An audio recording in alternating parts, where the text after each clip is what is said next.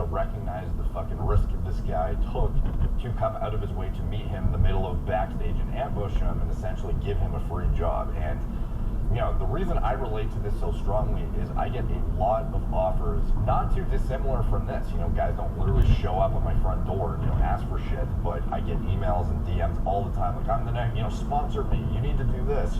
I swear to God, you know, like, just help me help you.